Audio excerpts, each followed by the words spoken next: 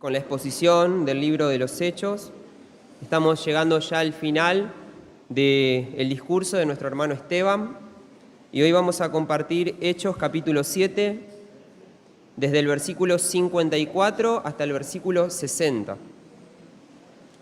Hechos capítulo 7, del versículo 54 al 60. Amén. Dice la palabra del Señor. Hechos 7, 54 al 60.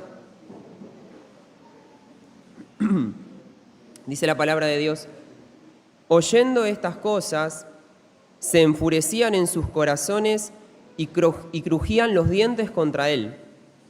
Pero Esteban, lleno del Espíritu Santo, puesto los ojos en el cielo, vio la gloria de Dios y a Jesús que estaba a la diestra de Dios, y dijo: He aquí, veo los cielos abiertos y al Hijo del Hombre que está a la diestra de Dios. Entonces ellos, dando grandes voces, se taparon los oídos y arremetieron a una contra él. Y echándole fuera de la ciudad le apedrearon, y los testigos pusieron sus ropas a los pies de un joven que se llamaba Saulo. Y apedreaban a Esteban mientras él invocaba y decía: Señor Jesús, recibe mi espíritu.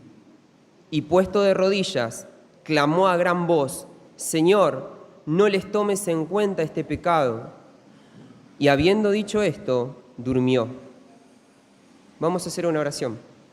Padre, te damos gracias por esta noche, porque tú nos has dado vida, y simplemente te pedimos en el nombre de Jesús que tu palabra pueda arraigarse en nuestros corazones y transformar nuestras vidas para seguir más fielmente a nuestro Señor Jesús.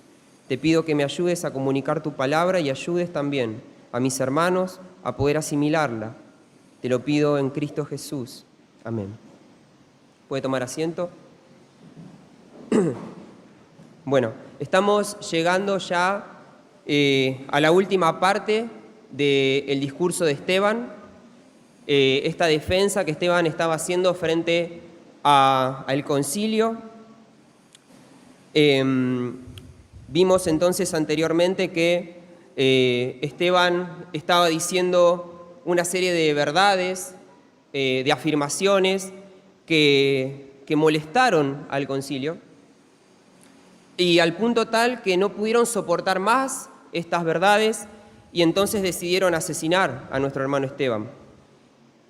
Nuestro hermano Esteban estaba afirmando antes de ser llevado al concilio y mientras estaba en el concilio algunas de las siguientes cosas. Antes del concilio públicamente le estaba enseñando que en Jesucristo, como lo hemos visto nosotros, el templo, él era el cumplimiento del templo y él era el cumplimiento de la ley.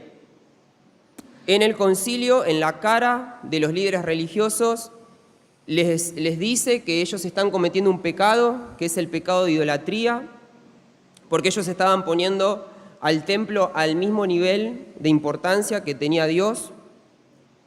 También les había dicho en la cara que si bien sus antepasados habían cometido un pecado grave, que era asesinar a los profetas que anunciaban la venida del Mesías, el pecado de ellos era todavía peor, porque ellos le habían dado muerte al Mesías.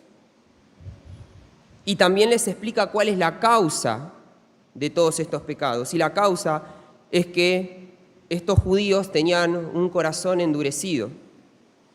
Ellos tenían una señal externa, que era la señal de la circuncisión, que indicaba que eran parte del pueblo de Dios, pero en la práctica, por negarse a aceptar al Señor Jesucristo, eso demostraba en realidad que ellos no eran parte del pueblo de Dios, que ellos, en las palabras de Jesús, eran hijos de su padre el diablo.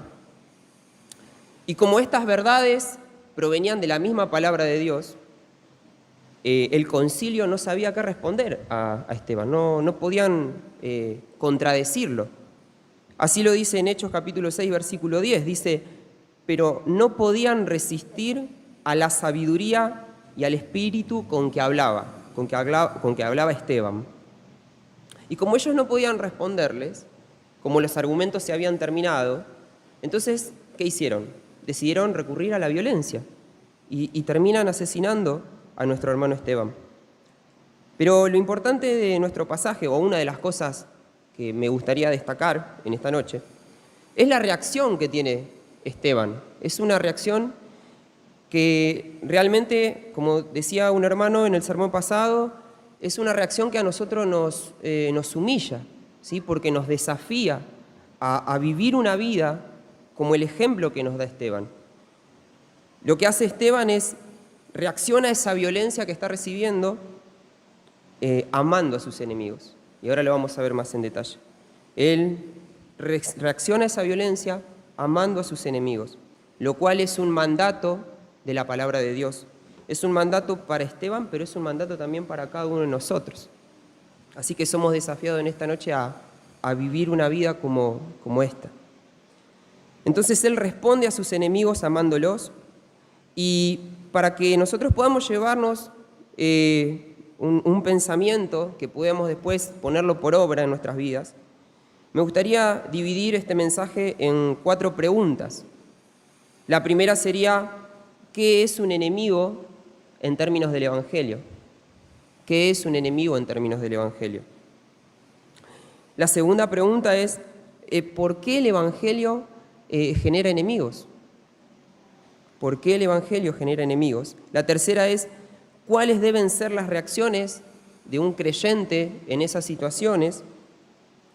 Y la cuarta es, que creo que es la más importante, ¿de dónde vamos a sacar el poder o la capacidad para poder reaccionar de esta manera, amando a nuestros enemigos? ¿De dónde sacaremos ese poder? Y empecemos entonces con la primera pregunta. ¿Qué es un enemigo en términos del Evangelio? Bueno, para decirlo de forma sencilla, un enemigo es básicamente una persona o un grupo de personas que tiene una opinión completamente distinta a la tuya, ¿sí?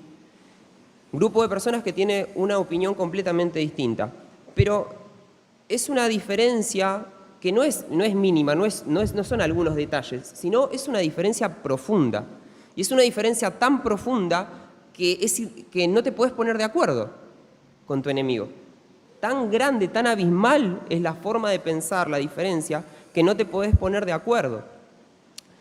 La Biblia, cuando habla, por ejemplo, de enemigos, utiliza el término Satanás, que significa adversario. Y la Biblia también nos dice que cuando hayan enemigos, 2 bandos enfrentándose, va a haber reacciones de odio, de hostilidad. Esto nosotros lo vemos en la vida práctica, ¿no? Hay una guerra, hay 2 bandos, y esos 2 bandos, ¿qué tratan de hacer? Utilizan todos los recursos que tienen a su disposición para generar un daño en sus enemigos. Y si es posible, lo tratan de exterminar. Así que vemos entonces diferencias irreconciliables y reacciones por parte de los 2 bandos. Los 2 bandos van a reaccionar en un conflicto. Así que eso, en principio, es lo que significa el término. Ahora vamos a la segunda pregunta, es ¿por qué un creyente, por qué un seguidor de Jesús, por qué se levantarían enemigos en contra de un seguidor de Cristo? Y como dijimos anteriormente, tiene que ver con la manera de pensar. Si la manera de pensar es tan distinta, dijimos, no hay forma de negociar, no hay forma de ponerse de acuerdo. Bueno, mire lo que dice la palabra respecto de la forma de pensar del creyente. En 1 Corintios capítulo 2, versículo 16, el apóstol Pablo nos dice que el creyente tiene la mente de Cristo. O sea, una forma de pensar opuesta al resto de las personas, o a la gran mayoría, o por lo menos a las personas que no tienen a Cristo.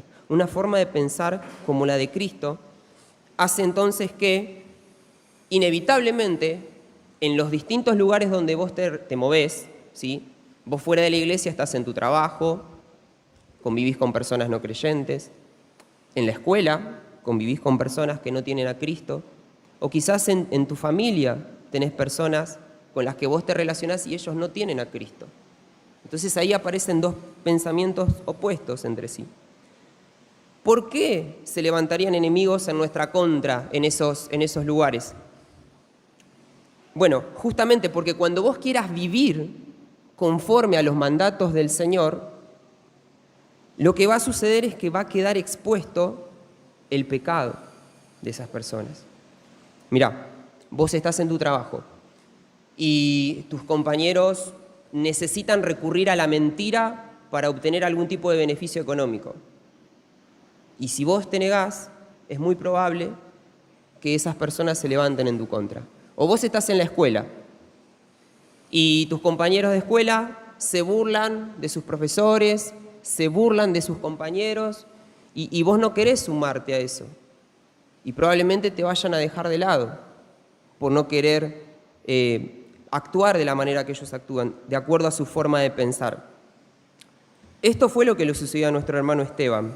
Nuestro hermano Esteban había conocido a Cristo, ahora él quería vivir agradando al Señor, quería predicar que Jesucristo era ese Cordero definitivo, ¿verdad? Y sus hermanos judíos querían seguir las tradiciones, adorando en el templo, haciendo los sacrificios. ¿Y qué generó esto? Esta diferencia irreconciliable generaba, dice el versículo 52, lo voy a leer textual, dice que se enfurecían en sus corazones y crujían los dientes contra él, cuando nuestro hermano quiso vivir a Cristo de forma práctica. Ahora quisiera hacer una pausa acá, para que nosotros reflexionemos. ¿Cuándo fue la última vez que te dejaron de lado por querer obedecer a Cristo? ¿Cuándo fue la última vez que la manada se corrió y se alejó de vos y vos te quedaste solo por querer obedecer a Cristo? ¿Cuándo fue la última vez que te pasó esto? Se supone que te tuvo que haber ocurrido varias veces. Ahora, si vos me decís, a mí eso nunca me pasó, a mí esto nunca me pasa, entonces eso es peligroso porque significa que tu vida no ha sido transformada por el Evangelio, que tu manera de pensar es similar a la del resto de las personas. Vamos a la tercera pregunta. Viene la parte de cómo nosotros debemos reaccionar cuando ocurren estas cosas, cuando nos dejan de lado, cuando somos atacados por causa de seguir a Cristo.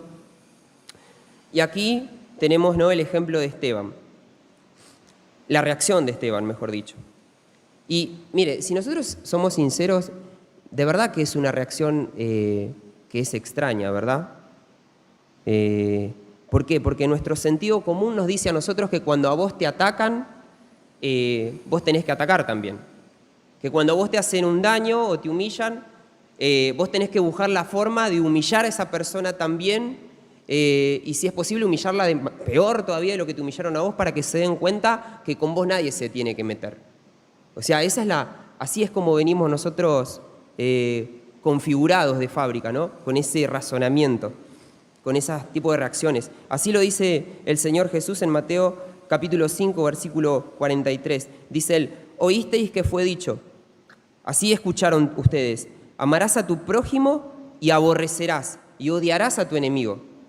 O sea, este era el sentido común que reinaba en los corazones y que reina en nosotros, o que está esta tendencia en nosotros. Sin embargo, la reacción que Dios pide de ti, la reacción que pide de mí, no tiene nada que ver con eso. La reacción que exige el Señor de nosotros cuando somos atacados por causa de Cristo es que tenemos que amarlos. Y en el caso de nuestro hermano Esteban, el amor a nuestros enemigos toma una forma. La forma que toma el amor es la forma de la oración, la forma de pedir a Dios por esas personas que nos están atacando. Esa es la forma que toma el amor. En el versículo 60 dice: y puesto de rodillas, clamó a gran voz: Señor, no les tomes en cuenta este pecado. Así es como reaccionó Esteban, pidiendo a Dios por sus enemigos. Me gustaría que pensemos en lo siguiente antes. ¿Sabe que en realidad Esteban está haciendo esta oración, pero en realidad Esteban está imitando al verdadero autor de esta oración. Porque Esteban, aunque podemos seguir su ejemplo, ¿verdad? No olvidemos que Esteban fue un pecador, igual que vos, igual que yo. Esteban, al igual que vos y igual que yo, merecía la condenación eterna, ¿sí? Y Esteban fue salvado por la gracia de Dios, por su misericordia. Así que no se trata de Esteban, se trata, vamos a ver de quién. ¿Quién es el autor original de esta frase? En Lucas capítulo 23, versículo 34, dice, y Jesús decía, ahí aparece nuestro Señor Jesucristo, Él colgado en una cruz, ¿no? Humillado, agonizando por sus elegidos, dice, Padre, perdónalos, hablando de sus enemigos, perdónalos porque no saben lo que hacen. El autor de esta frase es el Señor Jesucristo. Y Esteban está imitando a Jesús y está obedeciendo el mandato que Cristo dio en Mateo capítulo 5, versículo 44. Casi al final dice, el Señor nos manda a orar por los que os ultrajan y os persiguen. Orad por ellos. O sea, mire que el Señor Jesucristo y Esteban, inspirado en el Señor Jesucristo, no está enfocado en el dolor que le están causando sus enemigos, sino ellos están enfocados en las personas que le están generando este dolor. Ellos están enfocados particularmente en qué. Están pensando, cuando claman a Dios que tenga misericordia, ellos están pensando en el destino eterno, en el peligro que corren estas almas si no se arrepienten de su pecado. Ellos están más preocupados, más que en su dolor, están preocupados en el destino eterno de sus verdugos. Es totalmente fuera del sentido común, ¿no? Mire que la ejecución de Esteban, él entonces está clamando a Dios en medio de ese dolor, y uno, o sea, yo leo acá la palabra dolor y como que queda corta, ¿no? Esteban cuando es apedreado, estoy pensando en el dolor físico, sabe que había un pozo y a los que los ejecutaban por apedreamiento los lanzaban, los empujaban con violencia a un pozo y después dice el texto que los apedreaban. Y yo cuando leía este texto pensaba en las piedras como las conocemos nosotros, ¿verdad? Usted conoce las piedras, usted le llama piedra a algo que es de este tamaño más o menos, ¿no? Y yo también. Pero cuando usted investiga sobre esto, la realidad es que eran unas piedras así de grandes, muy pesadas, yo le llamaría escombros, y eran lanzadas sobre el condenado. O sea, mire, Esteban está recibiendo esos piedrazos, el dolor lo está venciendo. No me alcanzan las palabras a mí para describir eso, pero el punto es que me sorprendió mucho que en esas circunstancias él sigue pensando en el destino eterno de sus enemigos. Su dolor es temporal, pero el dolor de sus enemigos, si no se arrepienten, va a ser eterno. Y creo que esta podría ser una herramienta práctica para nosotros cuando estamos viviendo este tipo de situaciones. Nos cuesta mucho orar por los que nos lastiman por causa de Cristo. Y entonces en esas circunstancias podríamos pensar, ¿no? Que esas personas no conocen a Cristo, que si no se arrepienten les espera una eternidad sin recibir ni una gota de la misericordia de Dios. Creo que eso podría despertar compasión en nuestros corazones y nos podría conducir a orar por ellos en esas circunstancias.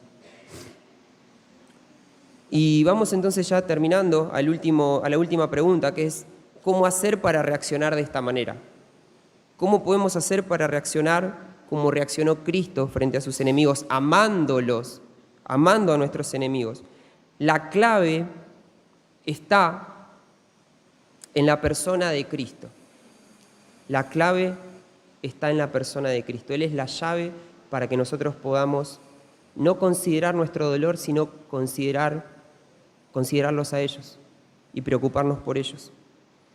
En el versículo 55 dice, pero Esteban lleno del Espíritu Santo, puesto los ojos en el cielo, vio la gloria de Dios y a Jesús que estaba a la diestra de Dios. Esta es la realidad que está viendo Esteban. O sea, Esteban está viviendo, hay dos realidades acá.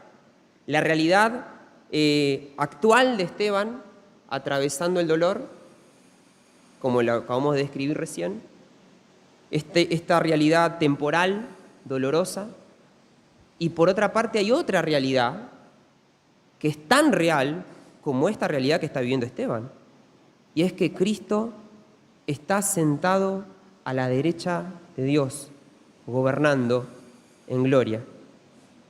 Cuando la palabra dice que Él está a la derecha de Dios, significa que Dios le dio un lugar de gobierno a Cristo, que Cristo gobierna por absolutamente todo.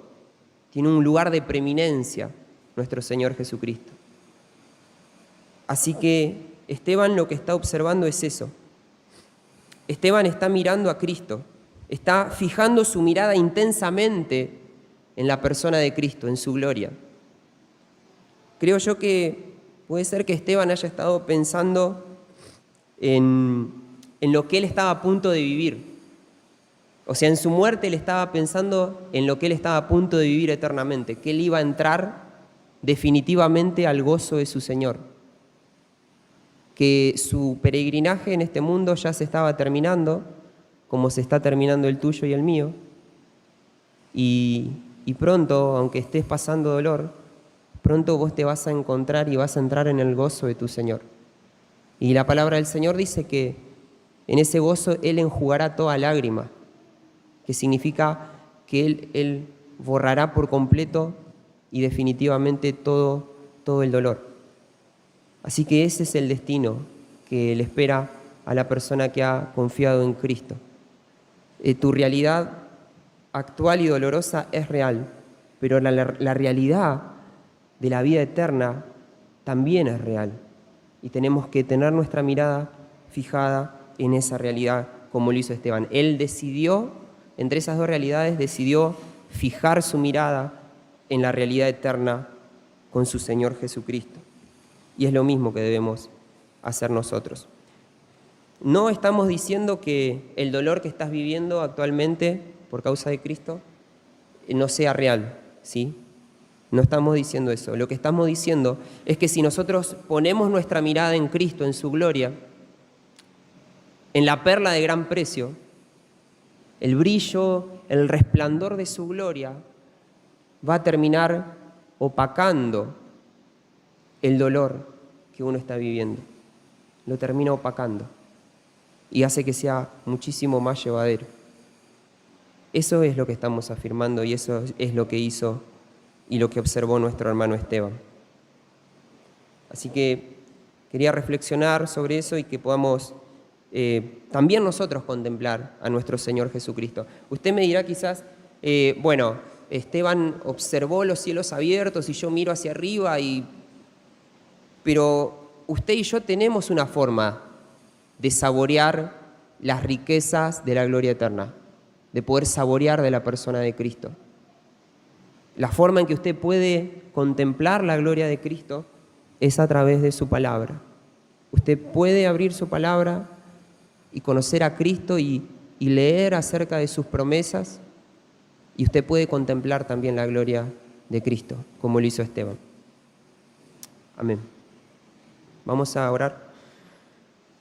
Padre, realmente, señores, reconocemos que es difícil para nosotros escapar de los contextos a veces de dolor en que nos encontramos,